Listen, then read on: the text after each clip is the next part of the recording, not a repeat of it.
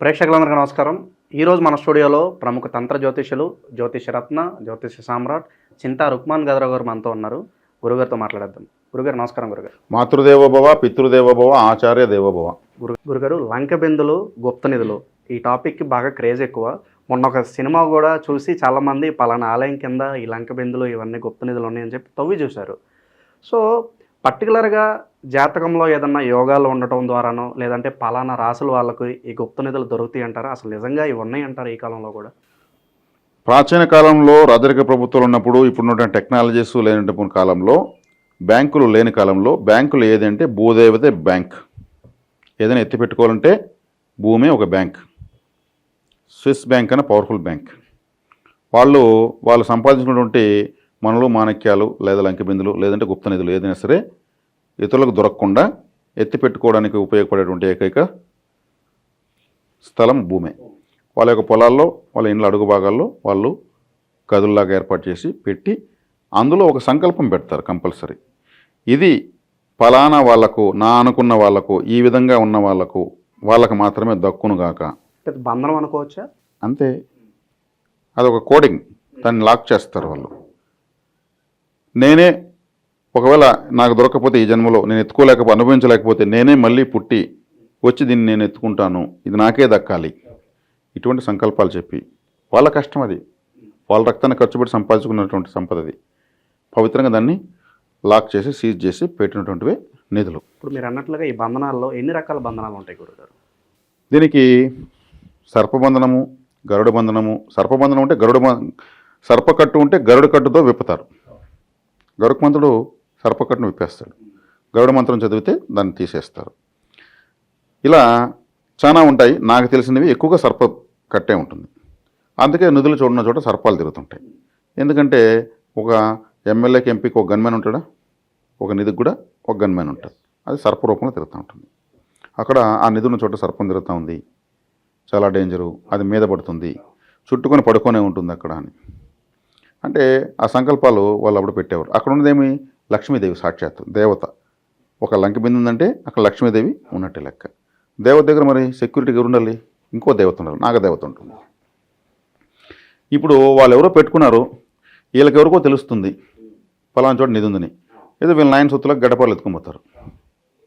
వీళ్ళు టంగును కొడతానంటే బిందెలు పైకి లేసి ఎత్తుకోండి అని అనాలనేసి వీళ్ళు కళ్ళగని ఊహించుకొని పోతారు. వీళ్ళకి దొరకాలని రూల్ ఏముంది? ఉంటుందండి, లేకుండా ఎందుకు ఉంటుంది. ఆయనంత మాత్రాన తెలుసుకునేస్తే ఎత్తుకునేస్తామా? అక్కడ వాళ్ళు పెట్టిన సంకల్పం ఛేదించే శక్తి వీళ్ళకుంటుందా? వీళ్ళ ఇళ్ళలో రంపులు, రచ్చలు, గొడవలు, యాక్సిడెంట్లు ఎన్నో జరుగుతాయి. వాళ్ళ యొక్క శాపానికి, ఆత్మల శాపానికి, ఆ నిధి యొక్క శాపానికి, ఆగ్రహానికి గురవుతారు. ఇప్పుడు దాన్ని ఛేదించాలంటే ప్రత్యేకంగా ఏమైనా అర్హతలు ఉంటాయా, లేదంటే వాళ్ళు కారణ జన్మలు లాంటి వాళ్ళు ఏమన్నా అవ్వాలా గురుగారు? అది ఛేదించాలంటే ఆ బంధనాన్ని విప్పాలి. కారణ జన్మలు అయితే వాళ్ళు అసలు వాడి జోలికి పోరు, వాళ్ళ గొప్ప వాళ్ళని అర్థం. అటువంటి తుచ్చపు పనులు, చిల్లరాటలు వాళ్ళు ఆడరు. డబ్బు లేకుండా గొప్పగా బతకగలిగే స్థాయిలో వాళ్ళు ఉంటారు. వాళ్ళకి ఎందుకు ధనాలు? కారణ జన్మలు అయితే. బ్రహ్మంగారి కాలజ్ఞానంలో ఈ రాష్ట్రంలో ఏ ఆలయం కింద, ఏ గుండె కింద, ఏ బండ కింద, ఏ కొండ కింద ఎంత నిధులను రాసిపెట్టినారు. ఆయన స్థలాలు, ఊర్ల పేర్లతో సహా రాసిపెట్టినారు. ఎత్తుకోమని చెప్పండి, ఎత్తుకోగలిగితే ఎవరన్నా నీట్గా ఎక్కడెక్కడ ఎంత ధనం ఉంది ఆయన రాసిపెట్టాడు. ఆయన చెప్పుడు ఆయన ప్లేసులతో సహా చెప్పేస్తున్నాడు. ఆ ఏరియాల కింద పిన్ కోడ్లతో సహా మనకి ఇప్పుడు ఉంది, డేటా ఉంది. మరి పోయి ఎత్తుకోవచ్చు కదా. ఒక కాలజ్ఞాని సాక్షాత్ మహావిష్ణువు అలా పుట్టి చెప్పాడు. అది ఎత్తుకుంటే ప్రపంచాన్ని 100 సార్లు కొనేయచ్చు, అంత సంపద ఉంది. మరి ఎందుకు ఎత్తుకోలేకపోతున్నారు? అనంత పద్మనాభ స్వామి ఆలయంలో 6వ నెల మనకి ఎందుకు తీయలేకపోతున్నారు? టెక్నాలజీ లేకనా, జేసీబీలు లేకనా, కట్టర్లు లేకనా? ఎంతమంది చనిపోయారు ఆ కేసులో, ఆ సబ్జెక్టులో? అధికారులు ఏమైనా నియమిస్తే వీళ్ళు చచ్చిపోతారనే భయంతో నమస్కారాలు పెడుతున్నారు. అక్కడ అనంత పద్మనాభ స్వామి, అనంతమైన సంపద అక్కడ ఉంది. ప్రపంచంలోనే ఏ ఆలయంలో లేని సంపద ఉంది. కాబట్టి అక్కడ ఆ సంకల్పాలను ఛేదించే శక్తి ఎవరికి ఉండదు. తత్సంబంధమైన వాళ్ళు పుట్టుంటే ఇప్పుడు కూడా వాళ్ళకి ఏదో ఒక రూపంలో వాళ్ళకి దక్కుతుంది. వాళ్ళ వంశస్థులు అయి ఉండాలి. వాళ్ళ వంశస్థులు అయిన వాళ్ళు ఎలా సంకల్పం పెట్టారు మనకేం తెలుసు? వాళ్ళు ఇంకొక వంశంలో కూడా పుట్టి రావచ్చు, వాళ్ళకి దొరకచ్చు. ఒక వ్యక్తి, ఒక గొప్ప పండితుడు కొడుకుని క్రమశిక్షణగా పెంచాడు. కొడుకు బాగా సాంస్క్రిట్ పండిట్ అయ్యాడు. పెళ్ళిడికి వచ్చాడు, సాంస్క్రిట్ పండిట్ చదువుకున్నాడు. ఇంక జాబ్ రావాలి. తను ఇష్టపడి ఒక అమ్మాయిని పెళ్లి చేసుకుంటాడు, లవ్ మ్యారేజ్ చేసుకుంటాడు. ఈయన ఇంటి పరువు తీస్తావని అతన్ని బయటకు గెంటేశాడు. అతను ఏం చేశాడు, వాళ్ళ నాన్న కోపం వస్తుంది బయట తర్వాత తెలుసు, అయినా తను ఇష్టపడిన అమ్మాయిని వేరే వాళ్ళకి ఇచ్చి పెళ్లి చేసుకుంటే ఇష్టం లేకుండా ధైర్యం చేసి పెళ్లి చేసుకున్నాడు. ఆ అమ్మాయి కూడా సంస్కృతే చదువుకున్నది కాబట్టి ఇద్దరు ప్రేమించుకున్నారు. వాళ్ళకు ఒక పూర గుడిసె ఒకటి, అంటే వాళ్ళ పాతకాలం పూర్వీకులది ఉంటే ఆ ఇల్లు ఇచ్చాడు. నేను చచ్చినాక నా ఆస్తులు పంచుకోండి, ప్రస్తుతానికి నేను నీకు ఆ ఇల్లు ఇస్తున్నా, ఇంతకుమించిన ప్రశ్నకి ఏమి ఇవ్వలేను అని చెప్పి కోపంతో ఆ ఇల్లు ఇచ్చాడు. ఆ ఇంట్లోకి పోతే పట్టపొగలే సూర్యచంద్రులు కనిపిస్తారు, పైన అట్లా ఉంటుంది. సరే వీళ్ళిద్దరేమి ఏదో ప్రైవేట్గా స్కూల్స్లో పనిచేసుకుంటూ ఇద్దరు జీతంతో కాలం గడుపుతున్నారు. ఓ వర్షాకాలం ఏమైంది, ఇల్లంతా ఊరుస్తూ ఉంది, కొమ్మన కూర్చోన్నారు. రాత్రి వాన తగ్గనని నెత్తిన ఏదో ఒక పెద్ద కొయ్యలాగా పడింది, ఇంకోటి పడింది, తీసి పక్కన పెట్టారు. వర్షం తగిన తెల్లవారింది, చూస్తే అవి వెదురుతో చేసినటువంటి ఒక బుర్రలు, వాటికేదో కాగితాలు కూర్చున్నాయి. వాటిని తీశారు, లోపల చూస్తే రాగరేకులు ఉన్నాయి. అన్ని బుర్రలను తీస్తే వాళ్ళ పూర్వీకులు నిధులు ఎత్తిపెట్టినటువంటి రహస్యాలన్నీ దాంట్లో రాసి పెట్టినారు. వీళ్ళు సాంస్క్రిట్ పండిట్లు చదివారు, డీకోడ్ చేశారు, వాళ్ళ పొలాలను ఉన్నాయనుకున్నారు. వీళ్ళు వేరు ఏం చేస్తే అది వస్తుందో వాళ్ళు రాసి పెట్టినారు సంకల్పాలన్నీ. వీళ్ళు చేశారు, అవి తీసుకున్నారు, జమ్మని మిద్దెలే కట్టుకున్నారు.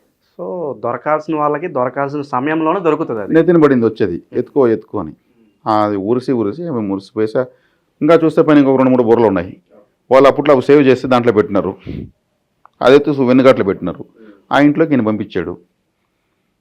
ఈయన తరమకపోతే ఆ ఇంట్లో కూర్చునే వల్ల అవి ఎప్పుడో ఎత్తో పారేసేవాళ్ళు ఇంకెవరినైతే. అంటే అదృష్టం అనేది అదే వస్తుంది, దాన్ని వెతకాల్సిన పని లేదు. ఇంకెవరో ఏదో పెట్టినని పోతే చాలామంది జేసీబీలు ఎత్తుకుని పోతాను ఉంటాను, అటో ఇటు కొట్టేస్తే ఊగిపోతా ఎత్తుకునేస్తామనేసి. కాబట్టి ఇవన్నీ ఉన్నది వాస్తవమే, అవి ఎత్తుకునేంత సులభంగా ఉండవు, అవి అసాధ్యమైన పనులు. ఇప్పుడు కొంతమంది సందేహం ఏంటంటే జాతకంలో ఏమన్నా స్పెషల్గా ఏదన్నా యోగాలు ఉండడం ద్వారా ఏదన్నా ప్రత్యేకమైన ఒక రాశిలో పుట్టడం ద్వారా ఇవన్నీ దొరుకుతాయి అంటారా? ఫలానా వ్యక్తికి నిధులు దొరుకుతాయని జాతకంలో గ్రహస్థితి తెలుస్తుంది.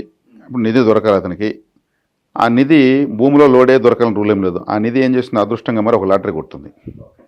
నిధి అంటే కేవలం భూమిలో ఉన్న బంగారమే కాదు, స్వరూపాన్ని మార్చుకునేస్తుంది. కావాలి భూమి దేవతే, లక్ష్మీదేవి దేవతే.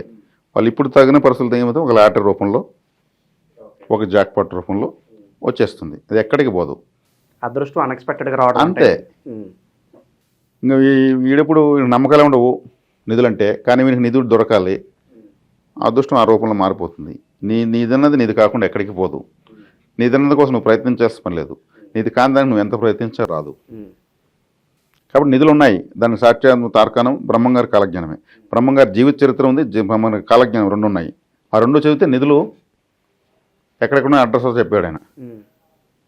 పోయి ఎత్తుకోవచ్చు, హిటాచీలు గట్టి లాగేయచ్చు, అన్ని బండ్లు లాగేయచ్చు, దొలిచేయచ్చు, ఎవరికి ఎంతకాలం ఎత్తుకోవచ్చు. అంత సులభమైన పని కాదు అవంతా. రాజులు రాబోయే కాలాలకు కరువు కాటకాలు వచ్చినప్పుడు ఈ చుట్టుపక్కల గ్రామాలకు ఉపయోగపడే ఒక ఫండ్ని వాళ్ళు కొన్ని చోట్ల నిక్షిప్తం చేసి పెట్టేవాళ్ళు సంకల్పాలు చెప్పి. అక్కడంతా ఒక డిఫరెంట్ లాంగ్వేజ్ రాసి కోడింగ్ పెట్టేసి వెళ్ళేవాళ్ళు. అక్కడ ఉండే లాంగ్వేజ్ చదివితే అక్కడ నిధి దొరుకుతుందంట. కొన్ని విగ్రహాలు ఆంజనేయ స్వామిని పెడతారు, ఆయన ఒక తోక ఏరో మార్కులాగా పెడతారు. అంటే ఇక ఆ స్వామివారి తోక ఇక్కడ నిధిని చూపిస్తూ ఉంది. ఆ చుట్టూ వీళ్ళు ఎన్నెన్నో పల్టీలు కొట్టి ఎన్నెన్నో చేసుకుని ఫైనల్గా ఏం లేదు, 1 ఫైండ్ పోలీసులు దొరుకుతారు, వాళ్ళు ఇస్తారు నిధి మొత్తం. కాబట్టి అటువంటి ప్రయత్నాలు చేయడం తప్పు. మీరు చెప్పిన దాని ప్రకారం వాళ్ళ ఊరు డెవలప్మెంట్ కోసం అని ఇదంతా పెట్టారు కదా, నిజంగా మంచి భావనలు ఉండి ఏదన్నా ఒక ఊరిని డెవలప్ చేయాలని మెంటాలిటీ ఏదన్నా పర్సన్కి ఉంటే అతనికి దొరికే అవకాశం ఏమైనా ఉందా గురుగారు? ప్రాప్తాలు అంటారు వీటిని. ఎవరికి ప్రాప్తం ఉంటే వాళ్ళకే దొరుకుతుంది. నిజాయితీ ఉన్నదమ్మా సరిపోను. అతని యొక్క పూర్వజన్మ సంస్కృతి, పూర్వజన్మ యొక్క సుకృతం దుష్కృతాలు బట్టి ఆధారపడి ఉంటుంది. దీంట్లో జడ్జిమెంట్లు చేయలేం, చర్చించుకోగలుగుతాం, కానీ ఎంతసేపు అయినా జడ్జిమెంట్ చేయలేం. కొన్ని నిధుల్లో వాళ్ళు అప్పట్లో విషపూరితమైనటువంటి కొన్ని భరిణలు, కొన్ని లిక్విడ్స్, పాయిజన్స్ పెట్టి అవి పెట్టే ఉంటారు చుట్టూ. వీళ్ళు గడపార దాని మీద వేశారంటే అది పగులుతుంది, పగిలి అది పైకి లేస్తుంది ఆ పొగ, దాన్ని పీల్చగానే స్పాట్లో బ్లడ్ కక్కుని చనిపోతారు. ఓకే, అలా చనిపోయిన వాళ్ళు అప్పుడప్పుడు వింటూ ఉంటాం, ఆ రక్తం కక్కుని చనిపోయాడు ఇది అదే ఆ లిక్విడ్ ఆ పాయిజన్ పైకి లేస్తుంది. ఆ కాలంలో ఎట్టుంటే ఎంత ప్రమాదకరమైన పాయిజన్ పెట్టింటారు వాళ్ళు, అది నరబలి తీసుకునింది అంటూ ఉంటారు. ఎన్నో అంటే ప్రాణాల మీద తెచ్చుకుంటారనమాట. నిజంగా ఎవరికైనా ఇలాంటి యోగాలు ఉంటే వాళ్ళ జాతకం చూస్తే తెలిసిపోతుంది అంటారా? ఇతనికి లాటరీ తెలుసుకోవచ్చు. అదృష్టం ఉండదని చెప్తాము. మీకు ఈ కాలం చాలా అదృష్టకరంగా ఉందండి. తెలిస్తే మరి వాళ్ళు ఇంకా కష్టపడరు పూరంబోకుల్లాగా, లేకపోతే ఇంకా నాకు లాటరీ కొడుతుందా లేకపోతే ధనం వచ్చేస్తుందని చెప్పి జీవితంలో ఏం సాధించారు, అలా కూర్చుంటారు కదా గురుగారు. కరెక్టే. అలా సోంబేరులు అయిపోయే విధంగా జాతకం శాస్త్రం ఏం చెప్పం కదా. అదృష్టాన్ని ఎలా ఉపయోగించుకోవాలనే కౌన్సిలింగ్ ద్వారా ఉంటుంది, మాది విత్ కౌన్సిలింగ్ ఉంటుంది. నీకు అదృష్టం దొరుకుతుందన్నా కాలు దాపు కూర్చో ఇంట్లో అని చెప్తే నాకు జ్యోతిషం తెలియనట్టే, అలా ఎవరైనా చెప్తే అలా వాళ్ళకి జ్యోతిషం తెలియనట్టే. కాబట్టి కాలం కలిసి వస్తూ ఉంది. వచ్చే అవకాశాలను మీకు ఏ రూపంలో కలిసి వస్తుందో తెలియదు, కానీ మాత్రం అదృష్టకరంగా ఉంటుంది. వచ్చే అవకాశాన్ని ఉపయోగించుకుంటే రాబోయే తరాలకు కూడా నువ్వు ఉపయోగపడతావు, చక్కగా మలుచుకోగలుగుతావు. నీకు ఆ టాలెంట్ ఉంది, నువ్వు చాకచక్యమైన వ్యక్తివి, అంత సోంబేర్యం కాదు నువ్వు అని అలా మోటివేట్ చేస్తాం. శుభగ్రహ దశ పెడుతున్నప్పుడు అన్ని శుభ ఫలితాలు కలుగుతాయి కాబట్టి. రాజయోగం అంటే ఒకప్పుడు చెప్పడం అంటే రాజ్యాన్ని పాలించడం, దీన్ని రాజయోగం అంటారు. మీ ప్రకారంగా ప్రజెంట్ ఉన్న జనరేషన్లో రాజయోగం అంటే ఏంటి గురుగారు? యోగము అంటే ఒక కలయిక. ఏం కలయిక? గ్రహాల కలయిక. రెండు శుభగ్రహాలు కలవడం. రెండు శుభగ్రహాలు కలిస్తే ఒక శుభగ్రహం అంటే శుభం జరుగుతుంది, అదే ఇంకొక శుభగ్రహం కలిస్తే ఆ శుభం ఇంకా మల్టిపుల్ అవుతుంది. అది రెండు గ్రహాల కలయిక యోగం అవుతుంది. రెండు గ్రహాలు ఎక్కడ కలుస్తున్నాయి? మళ్ళీ ఒక శుభ స్థానంలో కలుస్తున్నాయి, అప్పుడు అది రాజయోగము. 12వ స్థానంలో కలిసాయి, వ్యయస్థానము. వ్యయం అంటే నష్టము. అయ్యో శుభగ్రహాలపై వ్యయంలో పడిపోయినాయండి, మీకు అదృష్టం ఎంత వచ్చినా కానీ పుడుస్తుంది అంటారు. అదేం లేదు. 12వ స్థానం అంటే విదేశాలు. ఆ జాతకులు విదేశాలకు వెళ్తే రాజయోగం అయిపోయింది. విదేశాలకు వెళ్ళి వస్తే వీళ్ళకి శుభం జరుగుతుంది. ఎక్కడ కలిసాయి? విదేశం అనే దూర ప్రాంతాలు కలిసాయి. దూర ప్రాంతాలు పోయి వచ్చే కొద్దికి వీళ్ళకి అదృష్టం కలిసి వస్తూ ఉంటుంది. లేదంటే విదేశాలకు పోయి ఎంతమంది కోటేశ్వరులు అయిపోలేదు. అక్కడే కూడా ఇండస్ట్రీస్ పెట్టి ఫ్యాక్టరీలు పెట్టినారు, ఇంక ఇక్కడ రాలని పరిస్థితులు ఉన్నారు. ఇక్కడ ఉన్నంత వరకు వాళ్ళు కాళ్ళలో చెప్పులు లేకుండా తిరిగేవాళ్ళు. అంటే శుభగ్రహాలు ఎక్కడ కలిసాయి అంటే దానికి సంబంధించినటువంటి ప్రాసెస్ చేస్తే సరిపోతుంది. అష్టమ స్థానం అంటే కష్టాలు, దుస్థానము. మరేం చేయాలి? అష్టమ స్థానం అంటే ఆకస్మిక ప్రమాదము, ఆకస్మిక ప్రయోజనము. అష్టమ స్థానం అంటే హాస్పిటలు. అష్టమ స్థానానికి హాస్పిటల్ సమీపంలో వీళ్ళు ఎక్కువ వెళ్ళొస్తూ ఉంటే చాలు. ఒక డాక్టర్ ఇంటి పక్కన వీళ్ళకి అష్టమ స్థానంలో శుభగ్రహం ఉంటే వీళ్ళంటి పక్కన డాక్టర్ ఉంటాడు, లేదా ఎదురుగా మెడికల్ షాప్ ఉంటుంది, లేదా హాస్పిటల్ దగ్గరలో వీళ్ళు షాప్ పెట్టుకుంటారు. దానికి సంబంధమైన పరిసరాలను వీళ్ళ వ్యాపారాలు వ్యవహారాలు నడుస్తూ ఉంటాయి. అక్కడే కలిసి వస్తుంది, అదే అదృష్టంగా మారుతూ ఉంటుంది. తత్సంబంధమైనటువంటి శుభగ్రహం అష్టమ స్థానంలో ఉంది. అష్టమ స్థానం హాస్పిటల్ సమీపంలో వీళ్ళకి కలిసి వస్తూ ఉంటుంది. లేదు వీళ్ళు చేసే పనికి ఒక డాక్టర్ ఇన్వెస్ట్మెంట్ పెడతాడు, లేదు వీళ్ళు ఒక మెడికల్ ఫార్మా కంపెనీ పెట్టుకుంటారు.